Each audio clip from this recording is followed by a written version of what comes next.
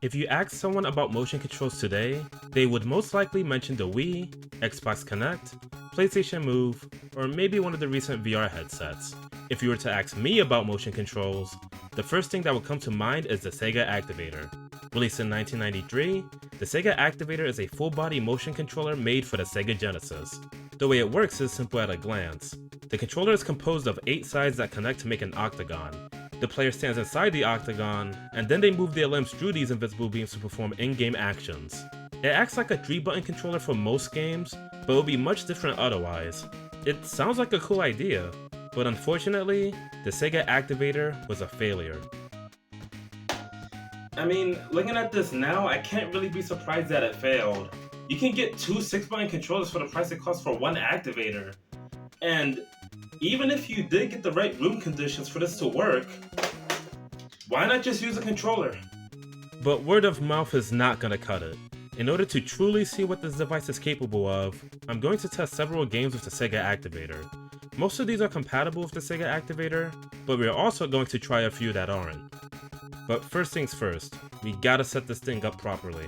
And there's no better way to do so than to check out the training video. Avoid setting up directly beneath light sources. Also, avoid metallic or mirrored overhead surfaces. Yep, that looks flat enough to me. The activator plugs directly into your Genesis. Just plug in the AC adapter, turn on the master panel power switch, and put in a game card.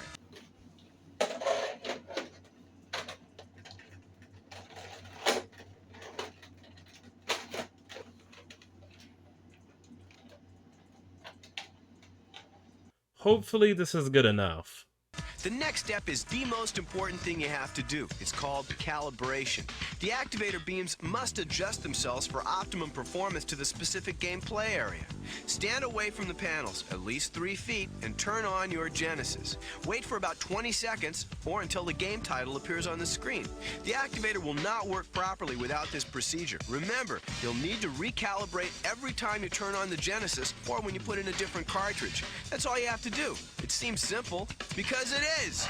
Simple indeed, but let's check the manual just in case. The room requires a flat white ceiling that's at least 8 to 12 feet high. If it's any higher than 15 feet, then the Sega Activator may not be as responsive. The room needs a constant light source, and the video mentions that it shouldn't be right above the Sega Activator. The Sega Activator has to be at least 3 to 5 feet away from the TV and the Sega Genesis. Last but not least, we have to stay away from the activator upon powering on the Genesis and wait at least 20 seconds before playing. I don't know if it's fate or complete luck, but my room just so happens to fit the requirements for the Sega Activator. Now I got plenty of games I want to try out, but I'm not entirely sure which one to start with. Try practicing with a game you already know. Streets of Rage 2 works great in the activator. Oh really?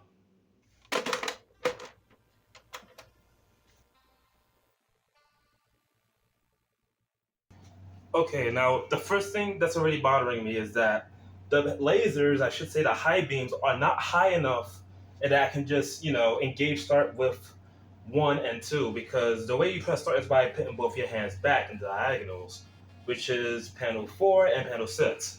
But because I'm too tall, I guess, I have to actually bend down, then engage 4 and 6 at the same time to press start. And you can see right there that I did it one motion and inputted it twice, so already off to a good start. Now, of course, the directions up, down, left, and right are the panels over here, so you can see I can go down and then I could go up. And I'm going to start the one-player mode, which with start, there we go. And I guess I'll pick Axel, right? So again, it's already pretty awkward because I kind of have to kneel down a bit in order to actually activate the high panels. So the controls do work. I can move left, I can move right and left. I can jab with the high panel, and if I hold the low one, it'll automatically do a rapid jab like a turbo. So that's pretty cool. Now, something that scares me a bit is, okay, if you play Streets of Rage, you know that there are like a secondary attack, like a super attack, right? Where you press forward and attack. Like, there you go, like that. Which is kind of hard to do on the activator, but it is possible. Now, the problem is, so it's already awkward to do it like this, but there's another way to do it. What they want you to do is, they want you to engage panels 1, 3, and 7 at the same time. So, and mind you, it's specifically the low panel for one, and then the high panels for 3 and 7. So, realistically, I'd have to like if I unpause, I'd have to do something like this. And you see, I got it right, but it's like it's too freaking like the panels aren't high enough, so it's kind of hard as an adult to actually make the most out of this. Granted, I am surprised that it does work, and the outside way to do this according to the controls is just you hold it out and it should activate, except it didn't. So it kind of works, but I think you're just better off doing it normally like that. Okay, I'm having a. I can't even do a combo on this. I will say this. So far, I am very impressed that it works, but it's kind of awkward to move around with this. I'm going to be real. Now, here's another interesting thing about the activator. So, anyone who's played on a regular controller, you know that, whatchamacallit, you know that when you're on the D-pad, you can't move left and right at the same time. But because the activator isn't a D-pad, you can hold left and right, which allows you to do this. Now, that's an activator exclusive right there. Okay. Oh wow! Actually, I actually took that jump. That's amazing. Okay, there we go. So the special does work. It's on the panel 4, which is the back one to the right. But again, why do I have to kneel just to use this thing? I guess it was meant for teenagers, but man, is it tough. Oh, I kind of did a combo, even though he kind of got out of it. And I died in the first section. Oh, you finally made it to the sub boss. I don't believe it. And I lost second life. I need to remind you that I'm not this bad at the game on controller. In fact, I did a long play of this a while back. I actually did really well, at least for normal mode standards. But this is just not very fun. I'm gonna be honest. Again, it doesn't help that it's hard to do the combos that I want to do. Okay, maybe I'll just stick to that. Oh my god, can I at least combo him? There we go. That's Streets of Rage 2. I'm gonna be real. I don't think I'm gonna play any more of this. Well, it works well enough, but I can't say I had fun. I definitely didn't play as well as I would if I just used a controller, and it didn't help that I had to bend down just to actually punch and use my special moves and all that. And this is on top of the fact that this is a beat 'em up that uses 8 different directions, so having to move left and then up left and then down left, it makes it very difficult to play Streets of Rage 2 optimally. But it definitely works. I don't think a beat 'em up is ideal since you have to move in 8 directions, so how about we try another compatible game that only uses 2 directions? Super Hang-On for the Sega Genesis.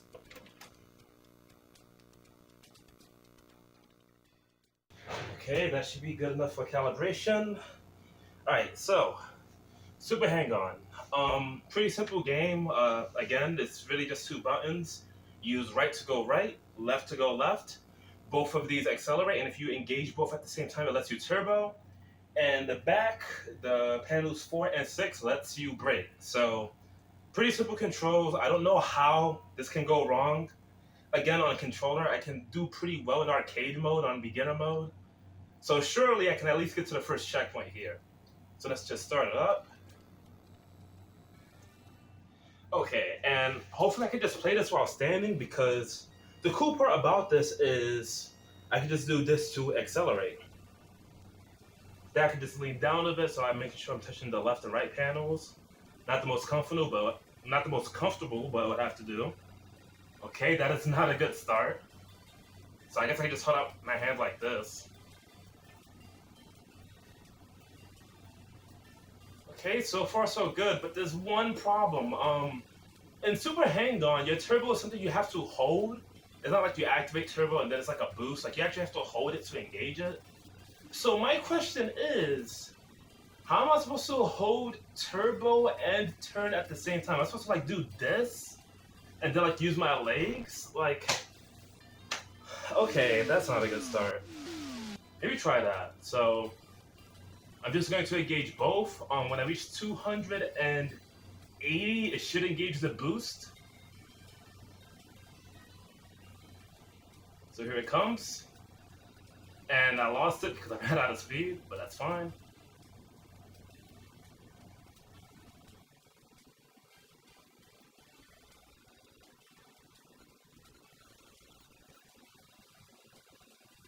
Oh!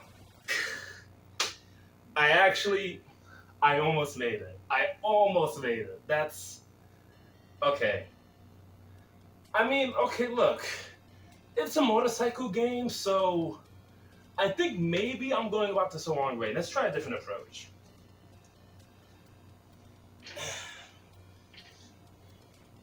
As with the case of a motorcycle, you're usually sitting down, so I think it would be natural if I tried this while sitting down. Now, that doesn't mean it's going to be hard to break, but it should be a little bit more comfortable. So now I can put my feet out, and I can just safely engage the sides, which so far is actually much more comfortable, I will say. I assume with practice it's possible to get used to, but right now it does feel a little awkward. Maybe I should like put my arms out, but I'm scared of if I put my arms out, it'll still trigger like the other stuff. Oh my god, I actually reached the first checkpoint. Like maybe I should roleplay a little bit, like I don't know. Like maybe that's how you're supposed to play this. Just like lean back and forth, like get into the zone. I mean that might work. Who knows? Let's try it. Assuming I stop hitting the sand. Okay, it's not. Maybe again, maybe it's because it's just taking up so much room, but I don't know. Maybe I'm just better off using my hands. Now I'm definitely not gonna make it. Super Hang-On is definitely easier to control than Streets of Rage 2, but I don't see how you're supposed to like beat this consistently on the activator. I mean, I guess you could have fun by like role playing, leaning left and right and all that stuff, but I think you're just better off using a controller, man. I mean, if you can beat this on an activator, then you need a ton of patience. That's all I'm gonna say. As for me, I think I had enough. Okay, now before we get into the fighting games, let's try out Kid Chameleon. This is yet another compatible game, so let's see how the activator handles a platformer.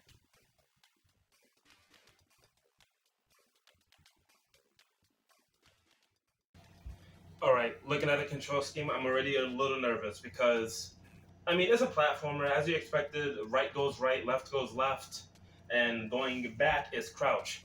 However, you'd think that the front panel, the thing in front of you, would be jump, right? No, jump is on panel 2. And it's like, okay, so do I, and it doesn't help that, like, I know I'm all over the place, but it doesn't help that to rapid jump, aka turbo, it's too low. Like, it's the lower beam of panel 2. So what you're doing is you're playing a platformer where you're going left and right. Like let's say you're going right, and then you have to like, you're spacing, you're trying to do platforming correctly. There's like, oh, I gotta jump this way, then jump that way. Like it feels weird. Like just from looking at it, it really feels weird in my head. But maybe I'm getting ahead of myself. Let's actually try this and see how it goes. Now I do need to say I freaking love this game. I'm not very I want to say I'm bad at it, but I've never finished it because it's very long. Okay, I still know how to do that at least. To do that, you actually have to press jump right when you're about to get on a platform. So let me try that again. Okay, I'm really having a hard time jumping. Okay, there we go. Okay, there's the armor. Now to form the armor's well, the helmet I should say, to activate the power of the max, you have to actually use panel 8, which is right here, which is going to be a little awkward since with this guy, you actually have to mash it. So I think there's a turbo option if I hold the bottom, like lower beam of 8. Yep, there it is. Otherwise, you'd actually have to keep tapping it in order to activate it. So I'm going to use the turbo function here for consistency. There we go. Alright, re-cruising. So far, it's not too bad. I mean, I got through the first stage at least. Okay, got the samurai mask. One of my favorites. And I'm pretty sure there's a secret over here. So let me try to get that. Okay, there we go. I don't know how I'm gonna hit this guy. There we go. I mean, I'm kind of impressed. It is working well. It's just kind of weird. That's the best way I could describe it. I mean, it's a platformer, right? It really feels like you should be using a controller for this. So it just feels really weird that I'm using like these kind of motions to like, jump and all that. All right, that's stage two. I don't know if I want to do one more stage because I'm not really having fun with this. I mean, again, it works. Like that I could appreciate, but like, and I should mention, by the way, one thing I'm also really impressed about is that I don't feel any delay. Like the second I swipe my hand, he does his like motions. I felt like this with Streets of Rage 2 and Super Hang On so far. So far in terms of like delay and inputs, I am very impressed by this. It works really well. Well, as intended, I should say. I wouldn't say it's that fun, but it definitely works really well. I'll give it that. I don't know what's the point of playing this with the activator. I mean, you can only imagine later on in the game where there's some really difficult jumps that you gotta make, and it's not like I'm actually like jumping in order to like make my character jump. So really, I'm just doing like motion inputs in like a platformer. It doesn't really feel the same. So it works, yeah, but I think you're better off using a controller for this one too. So maybe the activator wasn't meant for games like this. It would make more sense if it was built for games that had you punch and kick through the beams.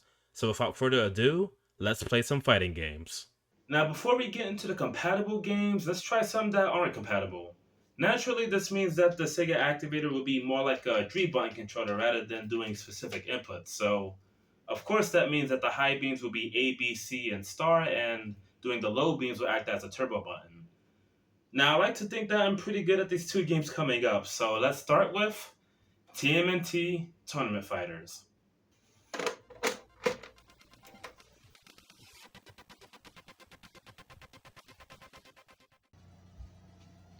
Okay, so as expected, this is a 3-button game. It doesn't support the activator or anything like that, so now the activator is a 3-button controller. But I played enough TMNT to know that having taunt on the front of the activator is probably not a good idea because if I go to the controls, which is kind of hard to do because I have to engage start by pressing both handles, but if I press C instead, it will instead go to the cutscene. Oh my god. Game, please. Okay. 1, 2, 3. Bro, like, what am I doing? What am I doing? What am I doing wrong? Okay, there we go, finally. Now, the reason why I'm on the options is because B is to the upright, which is panel 2. C is to the top left, which is panel 8. And A is in the back. Now, it'd be pretty weird for jabs to be over there, so I'm going to change it so that it's like, let's see.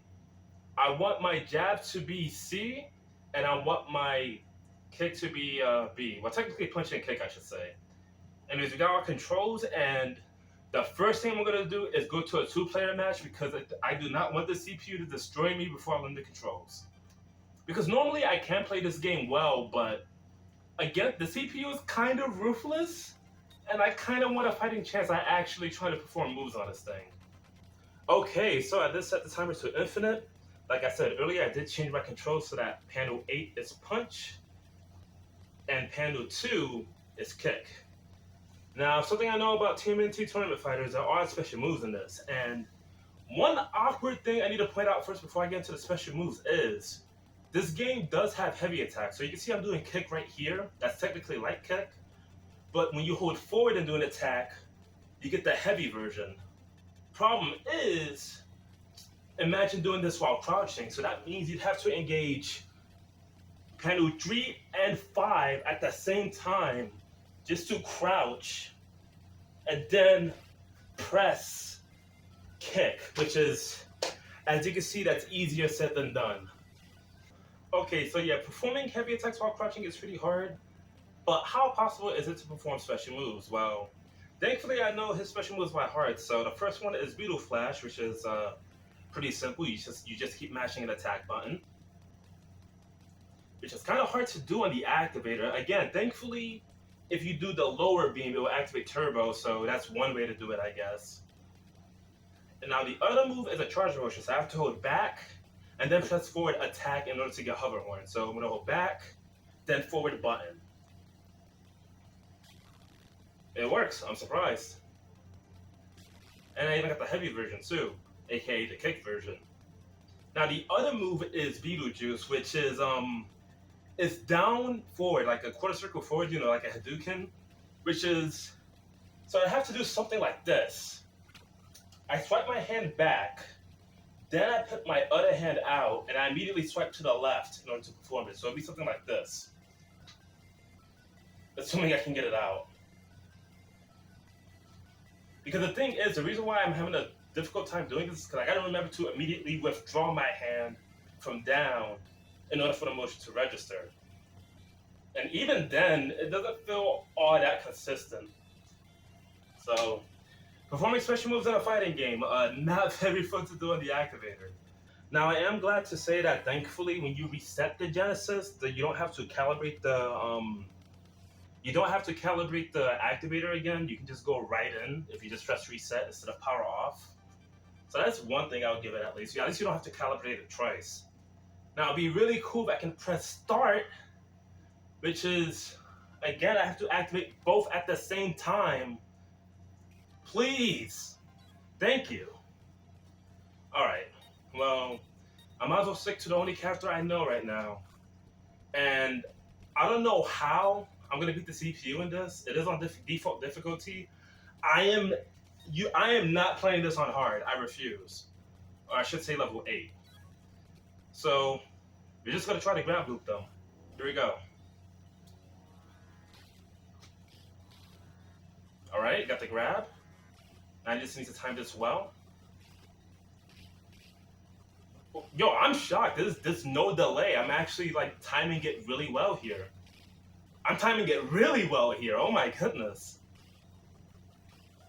I'm yeah, the as hard as it is to do special moves, the activator is actually like responsive. Like I'm able to do my I don't think it's a one frame leak. It's like 3 frames or 4. It's pretty generous to do grab loops in this. Don't quote me on that. I don't know the exact numbers, but so far, this is working. Let me try it again. Alright, so I'm gonna hold forward and grab her right before she gets up. Okay, I messed it up that time, but that's fine. Let's try it again. Okay, that time I wasn't even close enough, so that was completely my fault. Do I dare try it? Okay, it didn't matter, but do I dare try a desperation to move in this? Because my character does.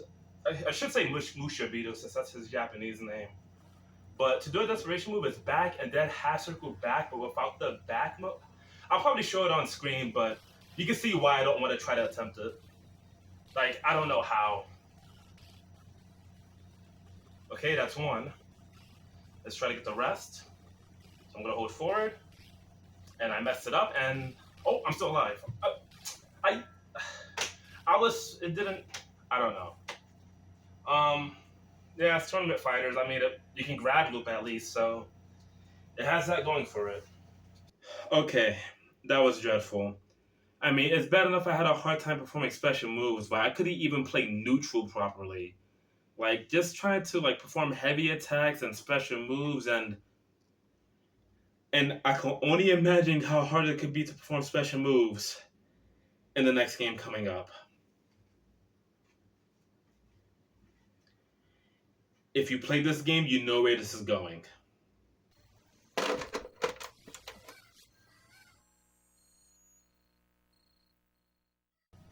Okay, I'm not joking when I say that it only took me 20 seconds to realize that this is not going to work. So before I explain why, maybe pick a character with like a simple like I don't know attack or motion or whatever like Diablo. Why doesn't this work? Well, it's pretty simple. First off, this is Primal Rage. If you don't know, this is technically a 4-button game where you press it's light, medium, like light punch, medium punch, light kick, medium kick, and if you press both light and medium at the same time, you get a heavy attack. Now that is technically possible here. Like I got the kick right there, light kick. I got heavy. I got medium right over here. If I engage both, I will get heavy. And I got punch right here, which is heavy punch because it's C. But if I engage both, I'll get light, which is kind of hard to do because you engage. Okay, you see, this is the problem already. Let me. I can't even pause it. Just let me pause this. Oh my. Okay, let me relax. The problem is this is a 3-button controller. Now, I just told you that you need to press light and medium at the same time to do a heavy attack. But start is both panels. C is one panel. How do you press both? I'll tell you, you can't. You cannot perform heavy attacks with this. It's not possible. Oh, and it gets worse. I can move right, I can move left, I can duck. I can't jump either. Jump does not work. But you know what does work? If I press panel 1 and panel 5 at the same time, then I jump with a heavy attack, which again makes no sense. Now, fortunately, it does not get better here. If you played Primal Rage, you'll know that special moves are done by holding 2 or more buttons and doing a motion. Now, imagine trying to hold 2 or more activator panels. Imagine holding like 4 or whatever, but just 2 alone is already bad enough. So you have to hold 2 panels and then do a motion with those panels held. So I'm actually going to have to use both my arms and feet to do this. So I guess I can keep both of these activated and then do 1, 2. And okay, you saw it there. I actually pulled that off, but Diablo's Fireball is actually you hold 2 and 4, like by Primal Rage notation. You do down forward. I'm actually kind of shocked I did that. I was not expecting that to work. I guess you can do it if it's just 2 buttons. So I guess I'll try it one more time. So how silly does this look? I mean, yeah, you can do it, but like, how silly does it look, man? Now, my question is, how are you supposed to do a fatal in this?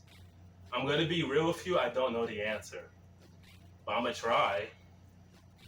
Okay, the fatal is hold 2, 3, and 4, and then press forward, forward, forward. So I think if I put my leg out and then my arm out, I can do it. Maybe? How I'm going to do this?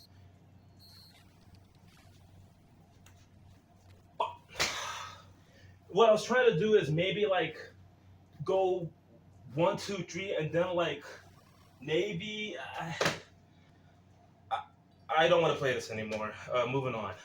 Without a doubt, Primal Rage was the worst game to play on the Activator by far. It was bad enough that I couldn't even perform combos and special moves consistently. But the fact that I couldn't even jump, unacceptable. Now, I will cut some slack. I mean, this game did come out a year or 2 after the Activator, so maybe it wasn't really ready for its majesty, I guess, if you want to call it that. But man, that was really, really bad. Let's hope the compatible games can turn things around. There's 3 that caught my interest, and 2 of them have the Activated label on the cover. It's safe to assume that those 2 games will be the ones to make the most out of the Activator. So before we get into those, let's start with Mortal Kombat 1. Okay, so ignoring the fact that I could not perform the Abacab cheat code to enable the gore, I'm not sure how this is going to work. Mainly because when you look at the control scheme, it looks fine at first. You see, low kick, high kick, low punch. You don't see high punch anywhere on this. So before we even get to getting destroyed by the CPU, I need to practice this and find out where my high punch is, because that's the only way to do uppercuts, right? Like you hold down and press heavy punch, like high punch. So this is going to be awkward.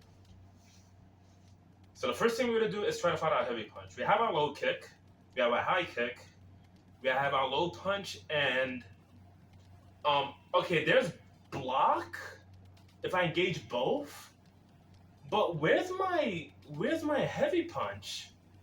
Okay, maybe I'm doing something wrong. Maybe you can do uppercuts with low punch. Let me try that. So if I duck and then low punch, actually, let me just stand up and do this. So duck, if I could just engage it.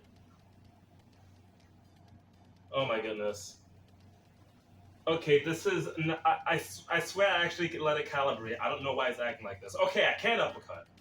Now to do freeze, I have to engage 6, 4, and 2 at the same time. So we're gonna try to do that. Oh my goodness.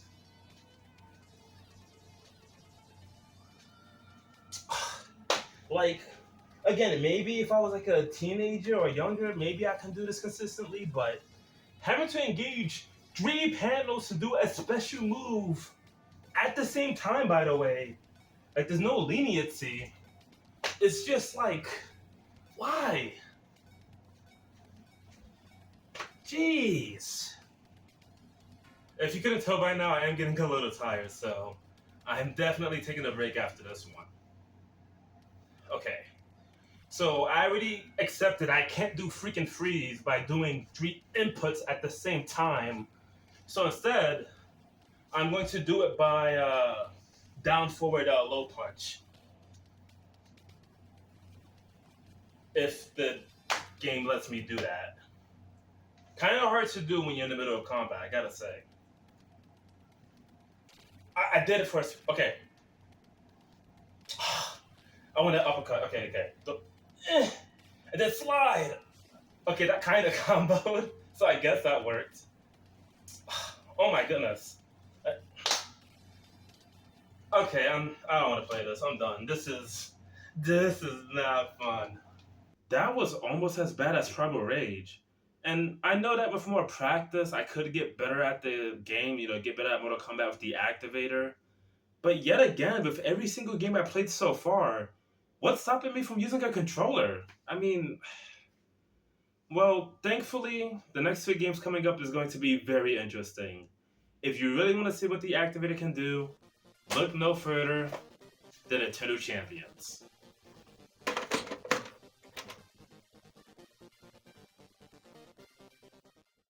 Okay, calibration done as usual, and let's get into it.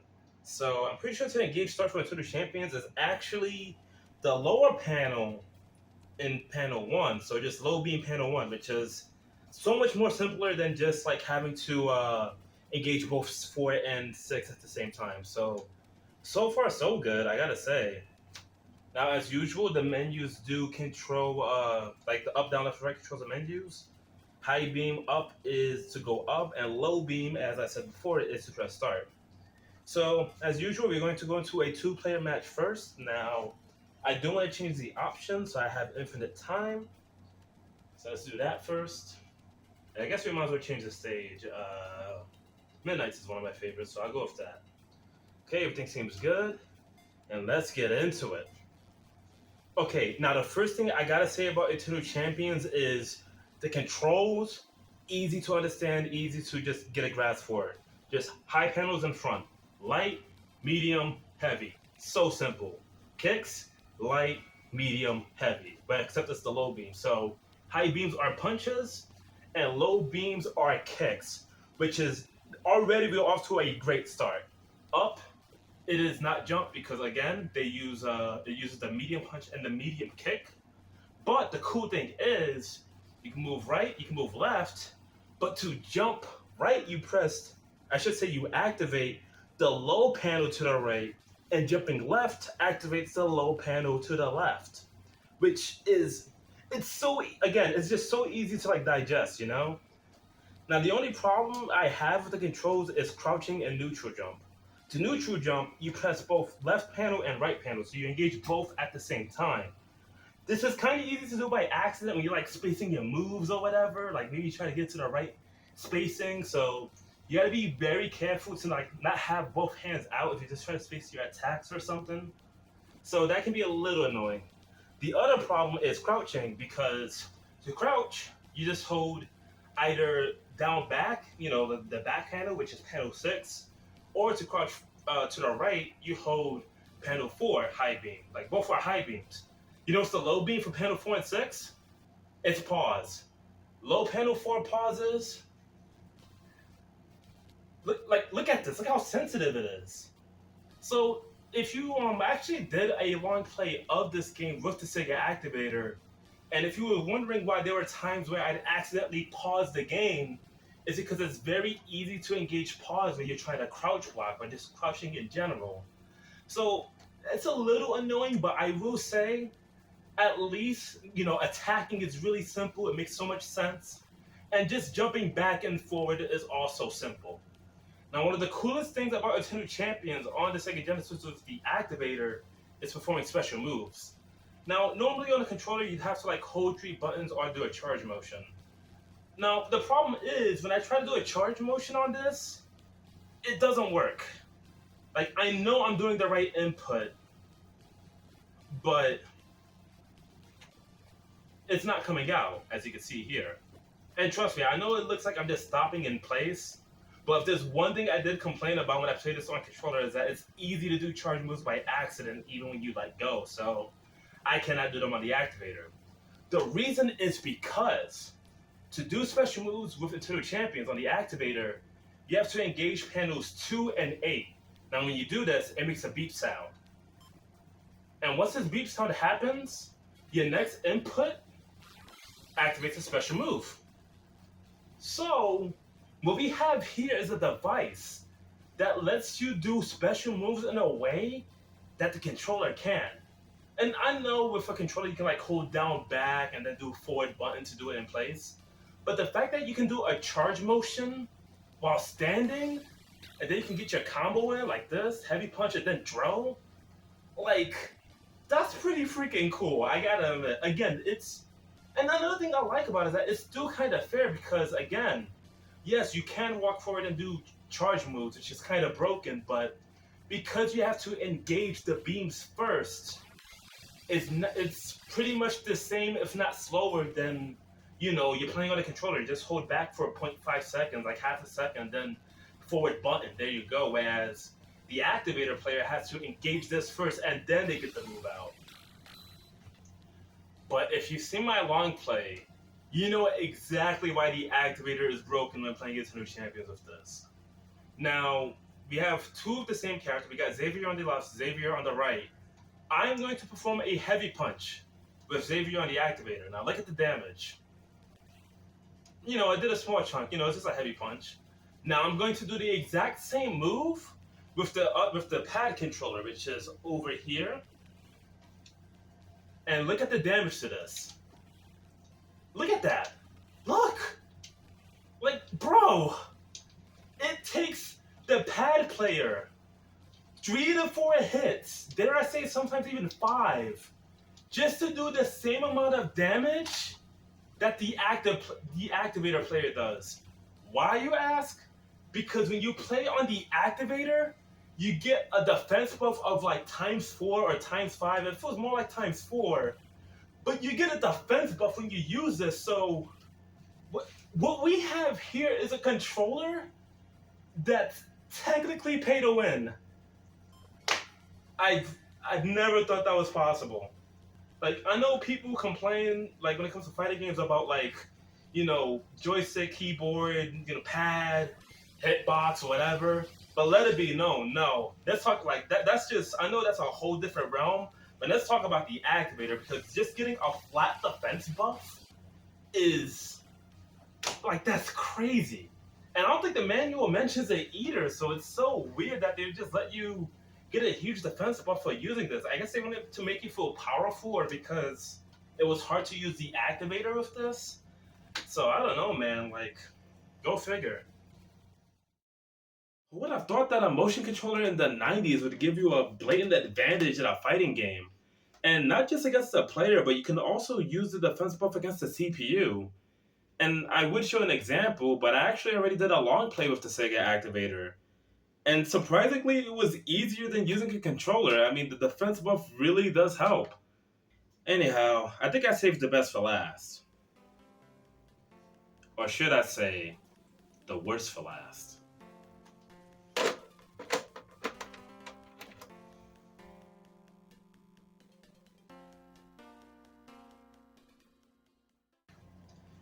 Alright, as much as I hate this game, I am a little bit hopeful after looking at the controls. So, in the menus, the controls are actually really simple.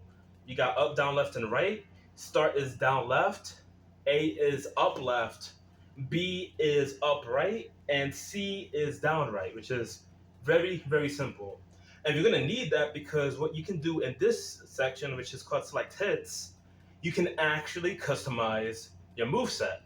Now, I'm going to explain exactly how this works. So, to move the cursor is pretty much whichever character has the red pants is the one you're on right now. So you use up, down, left, and right to pick. And I've played this game before, so yeah, I know. Move 16, there it is. That's one of the I don't know if it's the best move in the game, but it's the one that I had the most success with. So the way this works is by engaging B, you can see what moves are already set to the high beams and the low beams. And the way it works is the box at the top right, like the box on top is the low beams, and the box under it is the high beams. Now the reason why left and right is in red for the low beams is because that's used to move left and right. So we're going to change some moves over here. For now, I'm going to keep it simple and only attack with the front panels because I mean, like, why would you take your eyes off the opponent anyways? And yeah, we're going to set move 16 to the low panels in front. So let's do that right now. Okay, so there's up left. You can see that I'm highlighting the lower panels, the lower beams to, which is the box at the top. Okay, there's front, and there's up forward. Now, I kind of want like a high kick for when I touch the high beam, so we're going to go to 14. We're going to press A, which is up left, and we're going to set that to up right for the high panel. Now, I do want some punches, so let's look for some of those. Okay, that 1-2 looks pretty dope, so let's go with that. So 28, we're going to put that on straight up for the bottom box, which is the high beam. And I guess a single punch wouldn't be too bad, so if we go to 27, press A, and we go to up left for the high beam. Okay.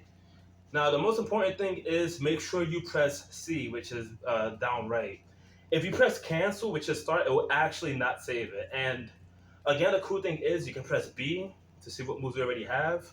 You can see that that same kick is on the lower beams in front of me. And for the high beams in front of me, it shows the moves on the bottom. I have the 1-2, I have the duff that's up left, and I have the high kick, which is up right.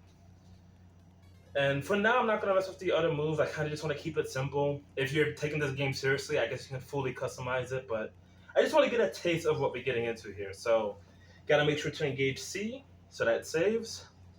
And yeah, without further ado, it is time for best of the best, and hopefully this is not the worst of the worst. Okay, let's hope this is good. Okay, so assuming I set my moves right, if I kick, I can do the high kick right there, which is pretty good because it has range. If it gets close, I can do the small kick, assuming I don't kick too high now. You see, it would be so much cooler if the beams weren't so low, but unfortunately they are, so it's hard to like get into the rhythm. Okay, let's try to sweep this guy's leg. Sweep the leg.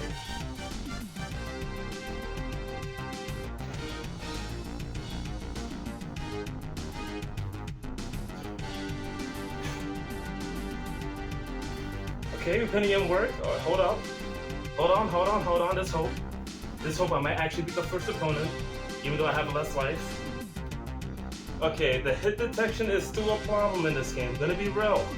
Still a problem. Okay, round 3. Okay. It's working. I'm getting there. I just need a few more hits and I can win this. Come on.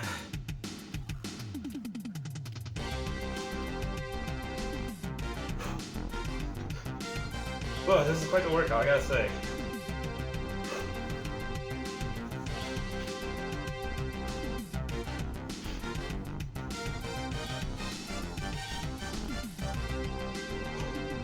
There's hope, there's hope, there's hope. I can do this. I can do this. I don't know why I kicked there, but I can do this. Come on. Get up. Oh my god. Okay, hold up, hold up. All right. Okay. We can do this, we can do this. Get up. Oh, get back down. Oh crap, oh crap, oh crap. Is that it?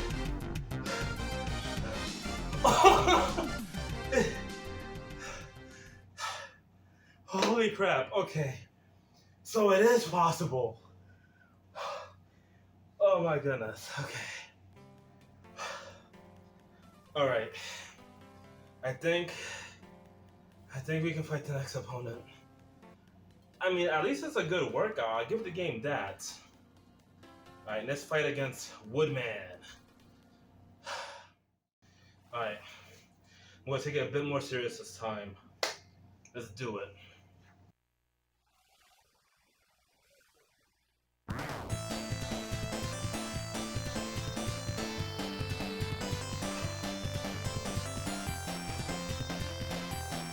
Close. I'm trying to kick, but I gotta be really, really low to get it for some reason. Alright. Okay. Oh, fuck. Okay, no, it doesn't hurt. It does not hurt.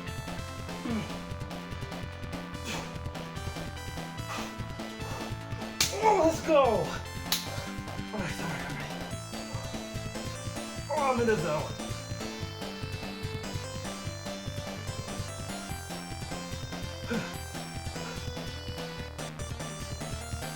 Okay. Oh, that was a kick, but whatever, I'll take it. Get up. Get up so I can knock you back down. No, you're not winning my time over. Screw that.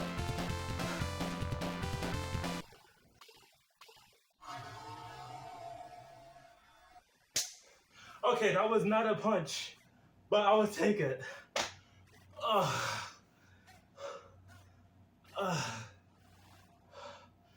my god.